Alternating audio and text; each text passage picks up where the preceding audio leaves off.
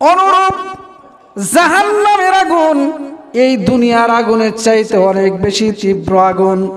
এই তীব্র আগুনের মধ্যে আমার সঞ্চিত ধন সম্পদগুলোকে আমার আল্লাহ জাহান্নামের আগুন দিয়ে উত্তপ্ত করবেন।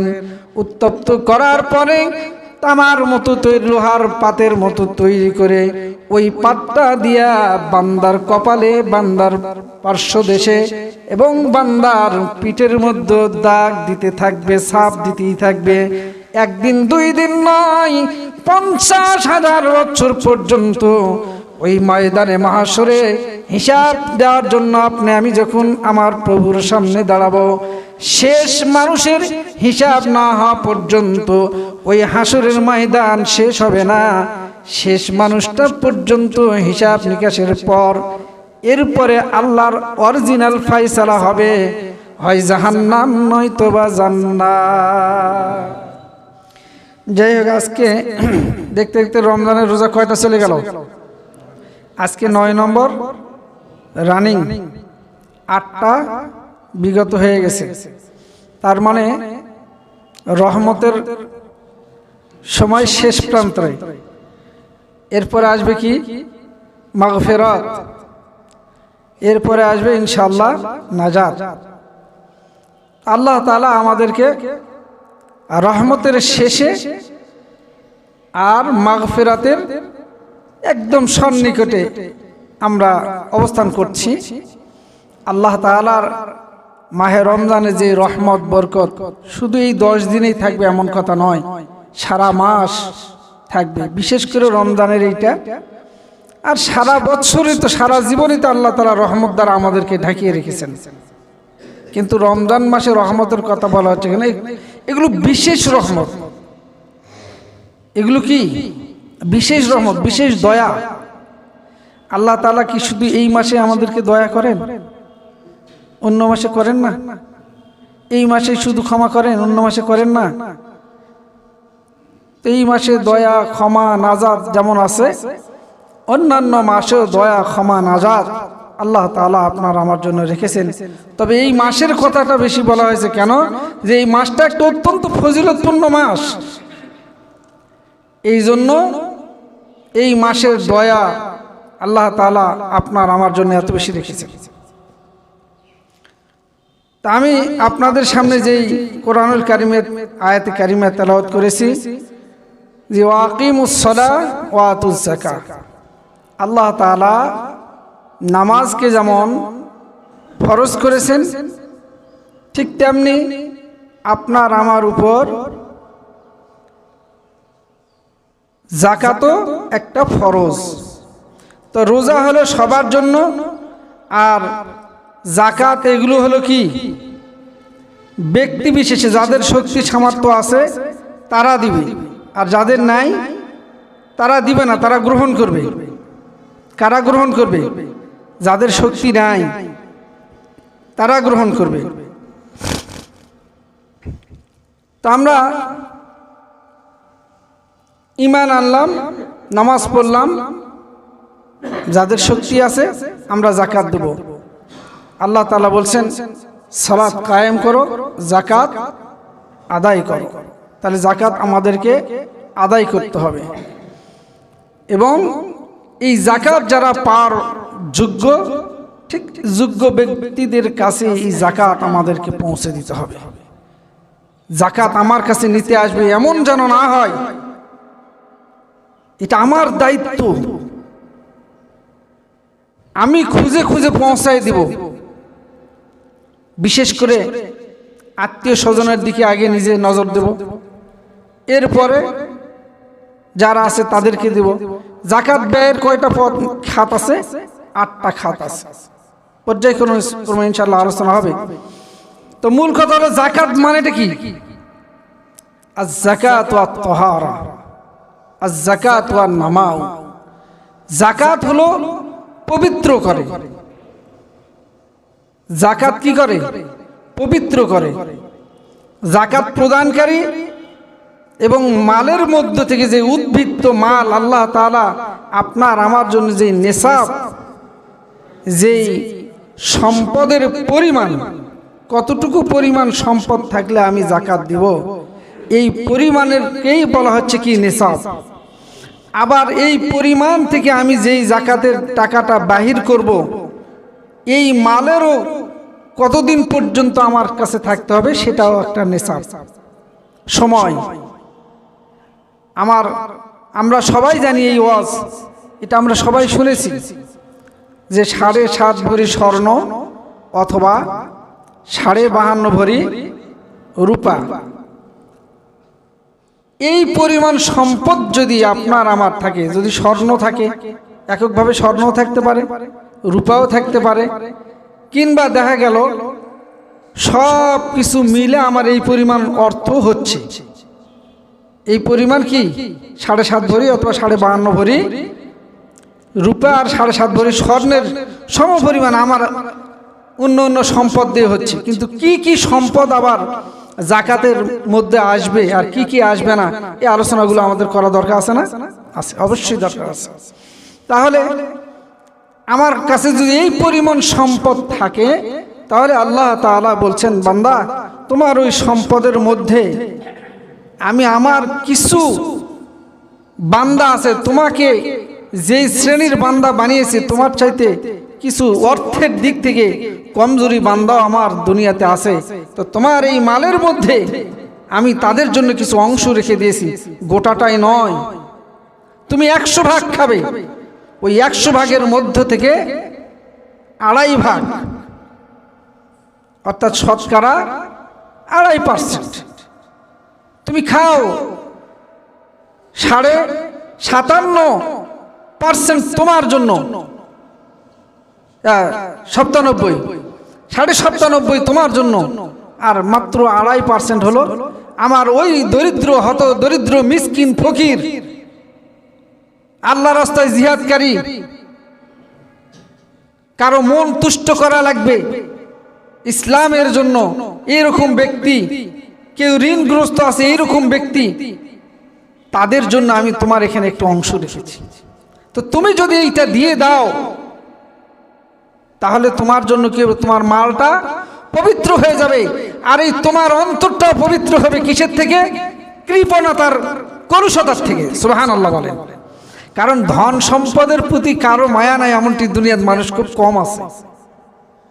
আমাদের স্বভাব এই ধন সম্পদের প্রতি অনেক মোহাব্বত। আর এই ধন সম্পদ তো কামাই করতেও কষ্ট হয়, অবৈধভাবে কামাই করলেও কষ্ট আছে, কিন্তু অবৈধভাবে কামাই করলে কষ্ট নাই। আর মনের মধ্যে সারা জীবন ধুকুর লাগেই থাকে, এটা তো অন্যায় ভাবে নেছি, না জানি কখন ধরা খায়। কিন্তু ওটা একরকম কষ্ট, ওটা একরকম কষ্ট না। আবার মাথার ঘাম পায়ে ফেলে মাঠে যায়, খাটে খুঁটে কষ্ট করে জমা করছেন, এটাও একটা কষ্ট। এত কষ্টার্জিত সম্পদ এখান থেকে আবার মানুষকে দেওয়া এটা ছোটখাটো কথা নয়।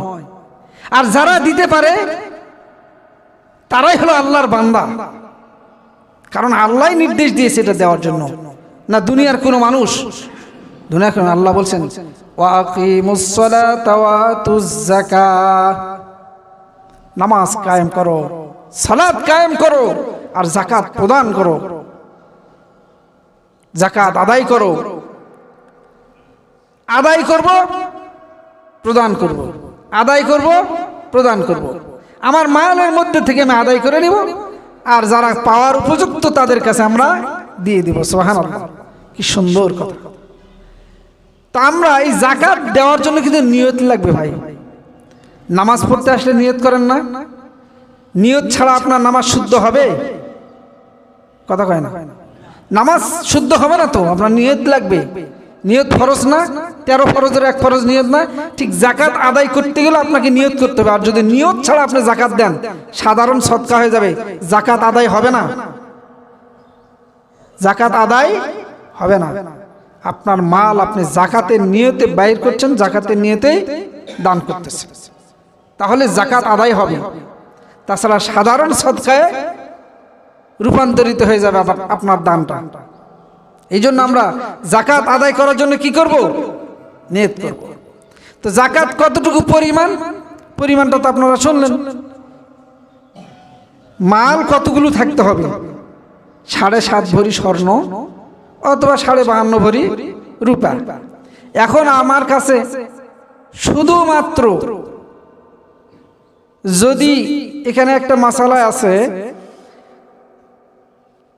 আমরা যদি কারো কি দেখতে চাই, গরিব দুঃখীর যদি দিকে তাকাই, ওলামা হজরতরা এটার মধ্যে একমত হয়েছে বর্তমান জামানায় রূপার পরিমাণটা ধরার কথা বলতেছে। রূপার পরিমাণে কি জাকাতের নেশাবটা ধরে দান করা, জাকাত আদায় করার জন্য বলতেছে। এটাতে কি হবে? গরিব দুঃখীরা অনেক মানুষ কি হবে জাকাতের আওতায় আসবে।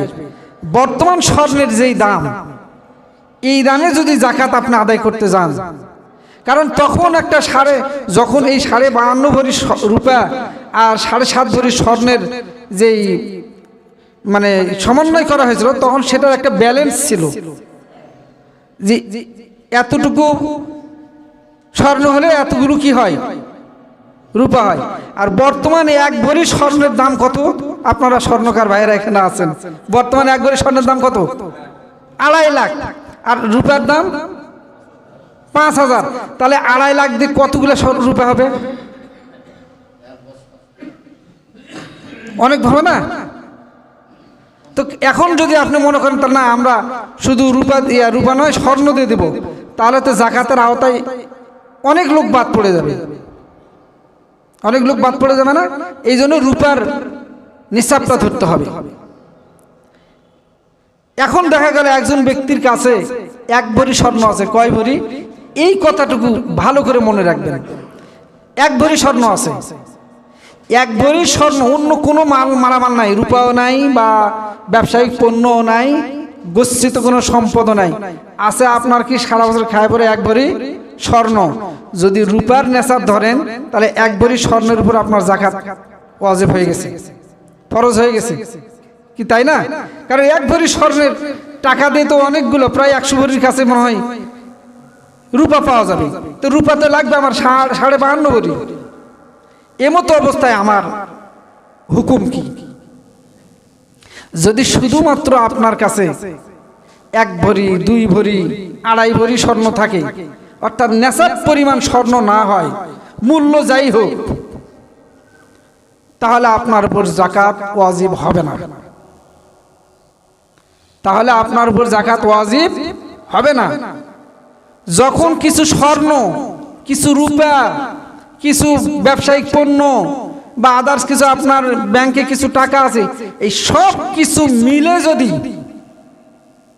রূপার পরিমাণ নেশাব আসে, তাহলে তখন আবার জাকাত ওয়াজিব হবে। কথাটা বুঝতে কি কষ্ট হয়েছে আপনাদের? সব কিছু মিলে যদি রূপার পরিমাণ কি হয়, এই ক্ষেত্রে আসে রূপার নিসাব ধরতে হবে, তখন আমি জাকাতের আওতায় পড়ে যাব। আল্লাহ তাআলা আমাদেরকে সহি বুঝদান করুন, আমিন। তো বলতেছিলাম যে জাকাত আমাদেরকে আদায় করতে হবে। এটা আমার জন্য কি, যাদের শক্তি সামর্থ্য আছে তাদের জন্য ফরজ। তাহলে শক্তি সামর্থ্যের পরিমাণটা আল্লাহ তাআলা বলেছেন। এখন আরেকটা কথা আছে, আপনার ঘরের মধ্যে যদি ধান থাকে, ধান গম সরিষা, 500 মণ ধান আছে, 500 মণ সরিষা আছে, 500 মণ গম আছে, এটা কি জাকাতের পণ্যের মধ্যে আসবে? না, এটার ওসর, এটার হবে ওসর, এটা জাকাতের মধ্যে আসবে না। এখন যদি মনে করেন হুজুর বিক্রি করে টাকা হতো না, কারণ এটা ওসরের খাতে যাবে।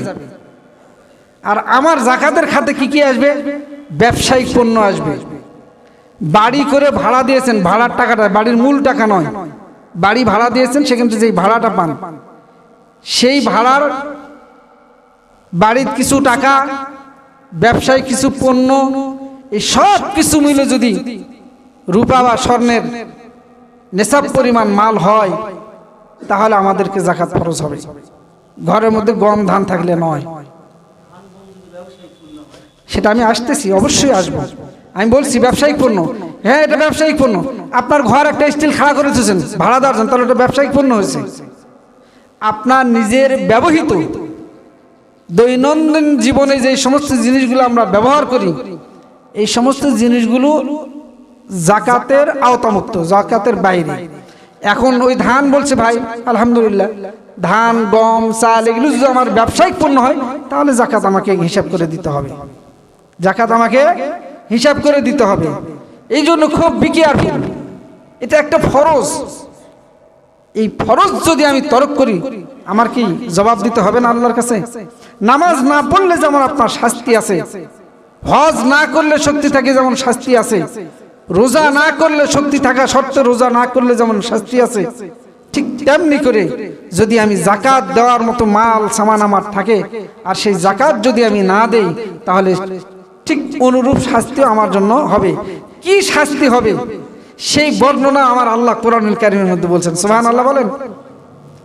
এবং আল্লাহ রাসূল হাদিসেও বলছেন জাকাত না দেওয়ার ভয়াবহ পরিণাম কি হবে, আর জাকাত দিলে কি ফায়দা হবে? মাল পবিত্র হবে, অন্তর পবিত্র হবে। আপনার কাছে মানুষের চরম ঘৃণার জিনিস একটা আছে, সেটা হলো কৃপণ। আপনি দেখবেন কৃপণ মানুষ আপনার সামনে, আমাদের সমাজে অনেক কৃপণ বখিল লোক, আমরা বখিল বলে থাকি, আছে না? বাজারে যদি সে, আমরা কিন্তু এখন সবাই ছোট মাছ পছন্দ করি, ছোট মাছ পছন্দ করি না, দামও বেশি। ছোট চিংড়ি মাছ, এই তারপরে ডারকা পুঁটি যেগুলো আছে, মায়া, সবগুলো এগুলো মাছ আমরা পছন্দ করে আমরা কিনি, কিছু বলবো না। কিন্তু একজন কৃপণ লোক যদি কিনে, এটা আমার পছন্দের মাছ, কৃপণ কিনলে আরে পছন্দ টছন্দ রাখ বেটা, ওই সারা জীবন ওই ছোট ছাড়া বড় কিনতে পারবে না, ও টাকা আমি বালিশের মধ্যে ঢুকে রাখছে, দেয় দেখ।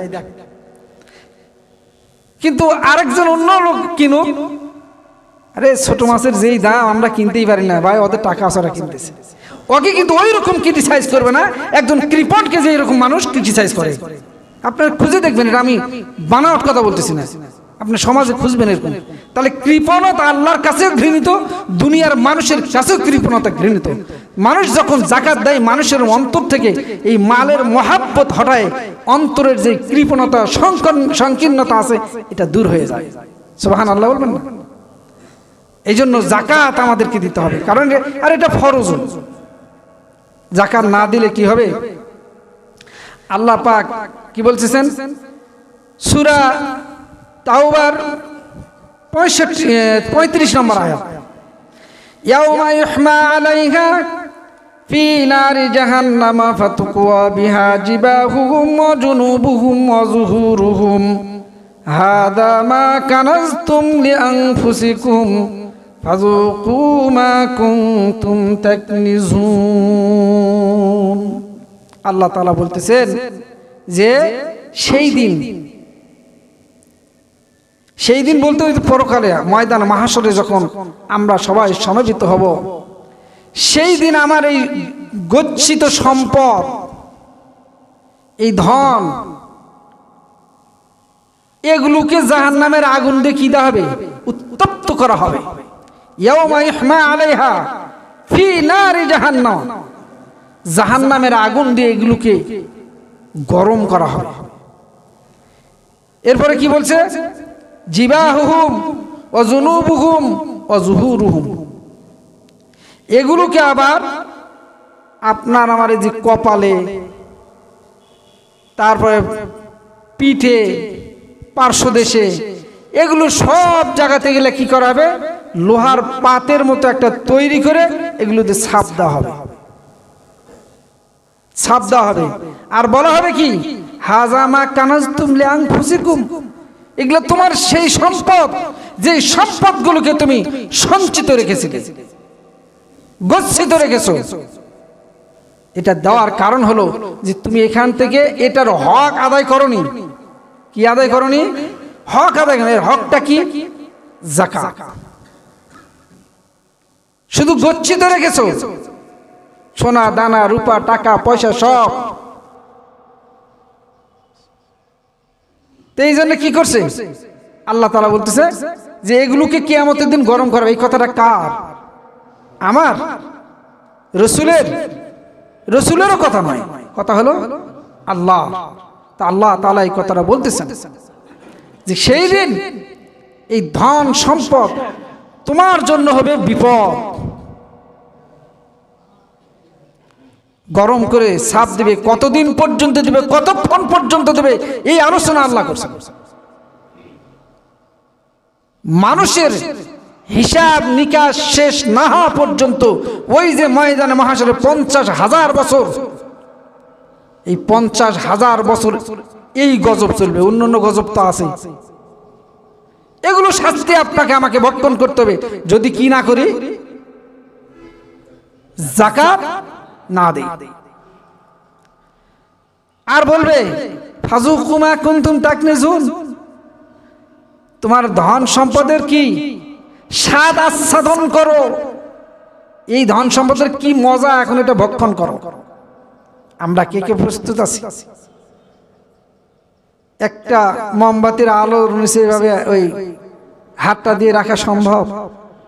হ্যাঁ, আগে গরু, ওই যে গরুর ছোটবেলা দেখছি, এখন তো গরু নাই, গরু দাগা বলে না, গরু দাগা, গরুকে যে ছাপ মারে দিত, গরু ঠাসে ধরে লোহা গরম করে একদম গরু চিল্লাই উঠত, গরু চিল্লা। ঠিক অনুরূপ জাহান্নামের আগুন এই দুনিয়ার আগুনের চাইতে অনেক বেশি তীব্র আগুন। এই তীব্র আগুনের মধ্যে আমার সঞ্চিত ধন সম্পদগুলোকে আমার আল্লাহ জাহান্নামের আগুন দিয়ে উত্তপ্ত করবেন। উত্তপ্ত করার পরে তামার মতো তৈরি, লোহার পাতের মতো তৈরি করে ওই পাতটা দিয়া বান্দার কপালে, বান্দার পার্শ্বদেশে এবং বান্দার পিঠের মধ্যে দাগ দিতে থাকবে, ছাপ দিতেই থাকবে। একদিন দুই দিন নয়, 50,000 বছর পর্যন্ত ওই ময়দানে মাহশরে হিসাব দেওয়ার জন্য আপনি আমি যখন আমার প্রভুর সামনে দাঁড়াবো, শেষ মানুষের হিসাব না হওয়া পর্যন্ত ওই হাসরের ময়দান শেষ হবে না। শেষ মানুষটা পর্যন্ত হিসাব নিকাশের পর এরপরে আল্লাহর অরিজিনাল ফয়সালা হবে, হয় জাহান্নাম নয়তো বা জান্নাত। ঠিক ছোটখাটো কথা, আপনার কি বিশ্বাস হয় যে ময়দানে মাহশর সংগঠিত হবে? বিশ্বাস হয়? তাহলে আমাদেরকে সতর্ক হতে হবে না? হতে হবে তো। আল্লাহ তাআলা, আল্লাহ রাসূল এই হাদিস সম্পর্কে হাদিস বলছেন। কি হাদিস বলছে জানেন? ঠিক এই কোরআনের আয়াতের মোকাবেলায় একটা হাদিস। ক্বালা রাসূলুল্লাহ সাল্লাল্লাহু আলাইহি ওয়াসাল্লাম, মা মিন সাহিবিন যাহাবিন ওয়ালা ফিদ্দাতিন লা ইউআদ্দি মিনহা হাক্কাহা। বলতেছে যে সাহেবে মালিক, সোনা রূপার মালিক, সাহেব মানে মালিক, সোনা রূপার মালিক, লা ইউআদ্দি মিনহা হাক্কাহা। হাক্কাহা মানে যে ওই সোনা রূপার হক আদায় করেন, তো হক না আদায় করে না কি হবে? ইল্লা ইযা কানা ইয়াউমুল কিয়ামাতি, তখন কিয়ামতের দিন সুফিহাত লাহু সাফাইহু মিন নার।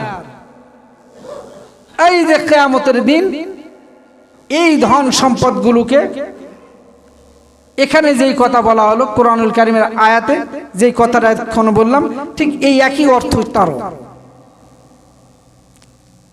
আরেক হাদিসে আসছে যে কিয়ামতের দিন এই সম্পদগুলোকে সুজান, সুজান মানে কি? সাপ, সাপের আকৃতি ধারণ করানো হবে। এরপরে এই সাপটা তাকে গোটা শরীরের মধ্যে কি করবে? পেঁচায় নিবে। পেঁচায় নেওয়ার পর সামনের থেকেই হবে ফেস সাপ, ফেস সাপ, সাপ এমনি থাকবে আর সবল মারবে তার চেহারায়, বলবে আনা কানজুকা আনা মালুকা, আমি তোমার সম্পদ, আমি তোমার ধন বলবে। আর এই মুখের মধ্যে সবল মারবে। এই কিয়ামতের দিন যাকাত যারা দেয়নি তারা আযাবের কথা শুনে ভয়ে দৌড় মারবে, পালাবে। কোথায় পালাবে? এই সাপগুলো তাকে ধরে ফেলবে, ধরা হবে। আর সাপের বড় বড় নখ হবে, এগুলো দিয়ে তাকে খামচায়, খামচার মধ্যে গোটায় ডুবে নেবে। কিয়ামত পর্যন্ত এরকম শাস্তি চলতে থাকবে।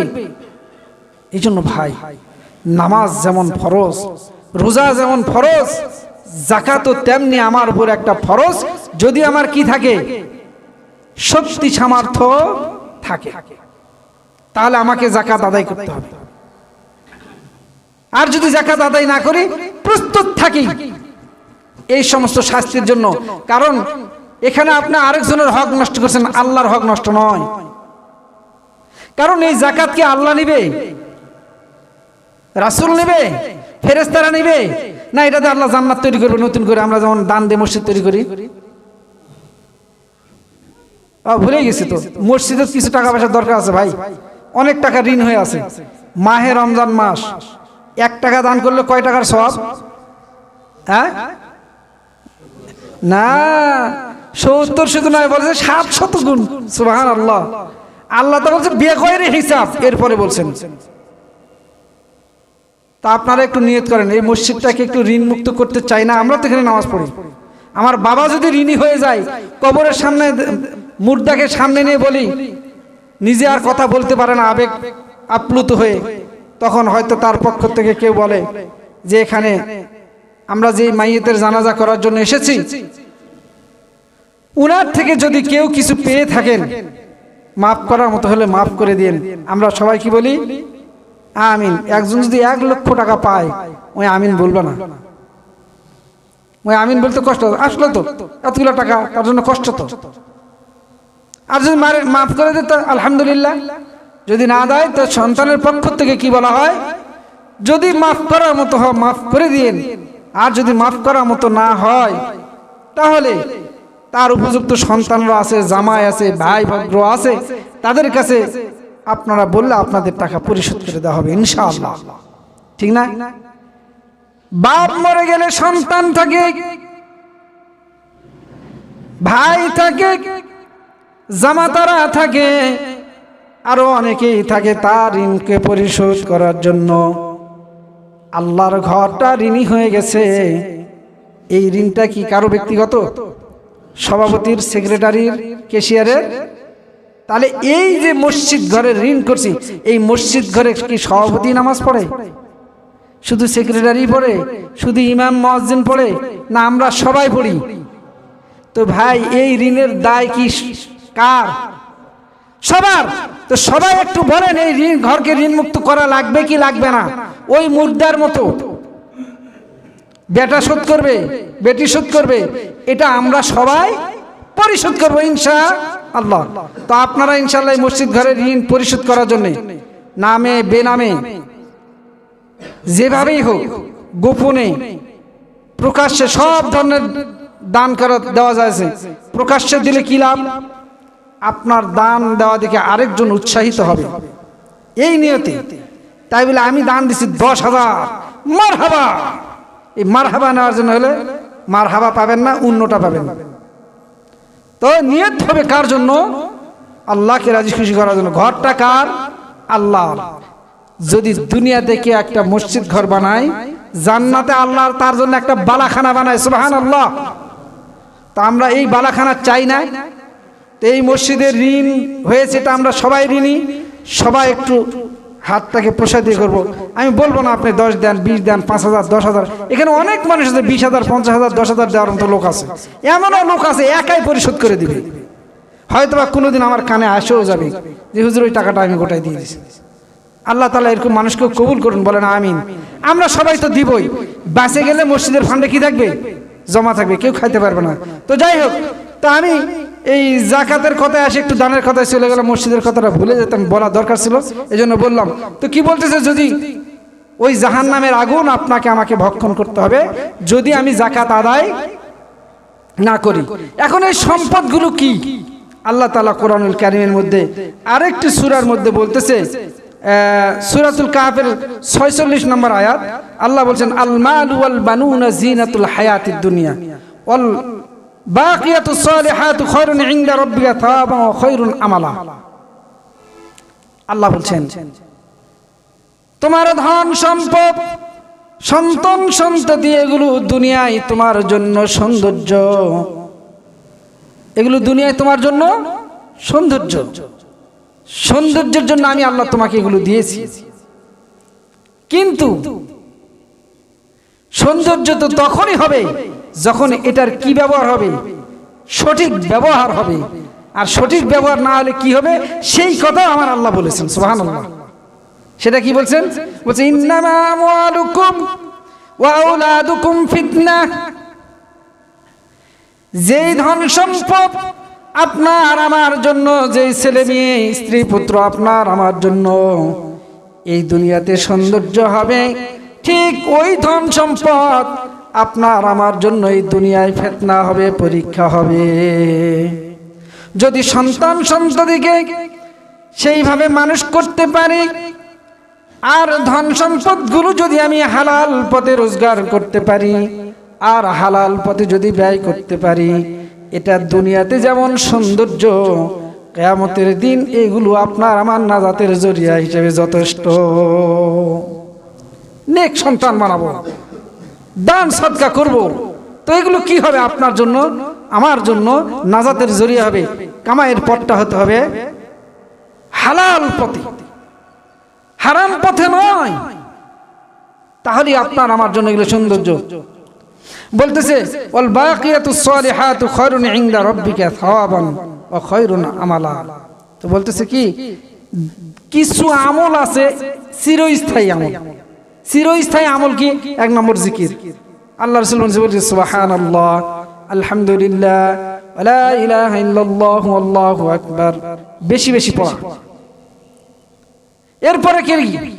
নেক সন্তান তৈরি করা, যে সন্তানটা মরে যাওয়ার পর কবরের পাশে দাঁড়ায় দোয়া করবে, নামাজে দোয়া করবে, হাঁটতে ফিরতে বাবার জন্য মায়ের জন্য দোয়া করবে, দান সদকা করবে, এরকম সন্তান তৈরি করা।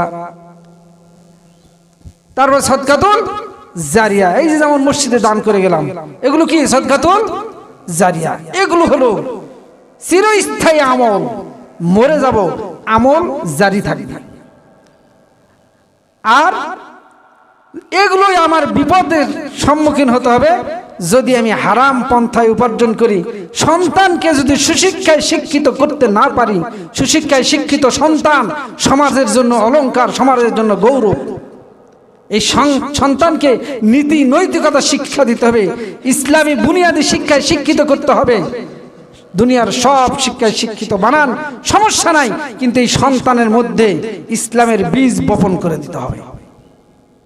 যদি করে দিতে পারি, এই সন্তান আপনার আমার জন্য কি হবে? সৌন্দর্য হবে। হাত তুলে বলবে রব্বিরহামহুমা কামা রাব্বায়ানি সগীরা। ও রব্বুল আলামিন, আমার বাবা মা আমাকে যেমন আদরের কোলে, স্নেহের কোলে, রহমত দিয়ে আদর দিয়ে আমাকে লালন পালন করেছে, আমার আল্লাহ শিখাই দিচ্ছে, রে সন্তান, তুমি তোমার বাবা মার জন্য এমনি করে দোয়া করো। এই দোয়াটা শিখাইছে কে? আল্লাহ শিখাই দিছে। বলছে তুমি তোমার বাবা মার জন্য এমনি দোয়া করো, রব্বিরহামহুমা কামা রাব্বায়ানি সগীরা।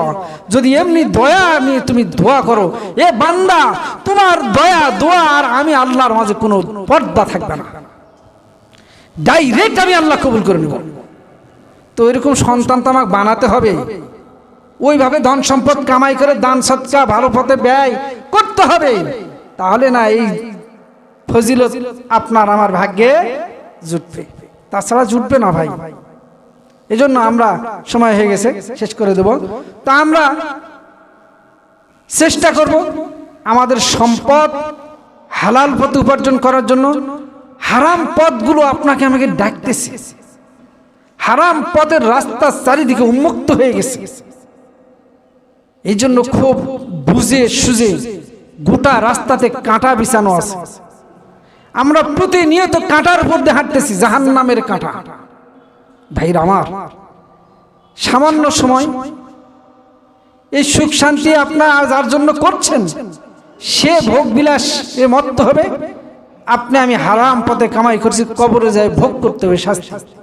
এই শাস্তির থেকে যেন আমরা বাঁচতে পারি, আমরা যেন সুসন্তান হতে পারি, আমরা যেন ভালো নাগরিক হতে পারি, আমরা যেন ভালো মানুষ হতে পারি, আমরা যেন আল্লাহর বান্দা হতে পারি, এই নিয়ত আমরা করে যাব এই মসজিদ থেকে ইনশাআল্লাহ।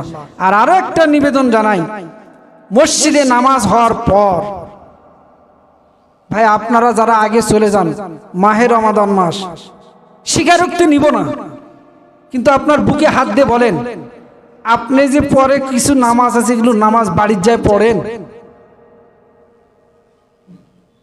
যদি পড়েন সবাই চলে যান, আলহামদুলিল্লাহ, অসুবিধা নাই, নফল সুন্নত বাড়িতে পড়া উত্তম। কিন্তু যদি আপনি বাড়িতে না পড়েন, আল্লাহর রাস্তায় দোহাই দিয়ে বললাম, খবরদার এখন যারা মুসাফির আছেন, হয়তো বাস চলে যাবে, অনেক লোক এরকম থাকতে পারে, তারা তো যাবেনি। আদারওয়াইজ অন্য কোনো মানুষ সুন্নতগুলো না পড়ে বের হবেন না। আমার কথা বুঝতে পারছেন আপনারা? আপনারা মুনাজাত শেষ হওয়ার আগেই দেখি মুনাজাত শেষ তো আসসালামু আলাইকুম ওয়া রাহমাতুল্লাহ, আসসালামু আলাইকুম ওয়া রাহমাতুল্লাহ। 4টা মানুষ খাড়া হয়ে রাস্তার মধ্যে গেটে চলে গেছে। ওই চিন্তা করছে সালাম হুজুর ফিরাবে কখন। হারি তো তোমার ধান্দাই তো আছে সালামের মধ্যে, তোমার নামাজ কই হলো? নামাজটা নামাজের মতো পড়েন। কিয়ামতের দিন এই নামাজ পুরানা কাপড়ার মতো পোটলা বানা আপনার আমার মুখের মধ্যে ফিকায় মারবে। কারণ আমি যেমন নামাজে অলসতা করেছি, অবহেলা করেছি, এই জন্য কিয়ামতের দিন ফিকে মারবে নামাজ। এই জন্য কেউ যাবেন না ইনশাল্লাহ। কমপক্ষে হলে 2 রাকাত সুন্নত পড়ে যাবেন, 4 রাকাত সুন্নত পড়ে যাবেন। ঠিক আছে তো ইনশাল্লাহ? আর যেই কথাগুলো হয়েছে এই কথাগুলো আমরা আমল করার চেষ্টা করব।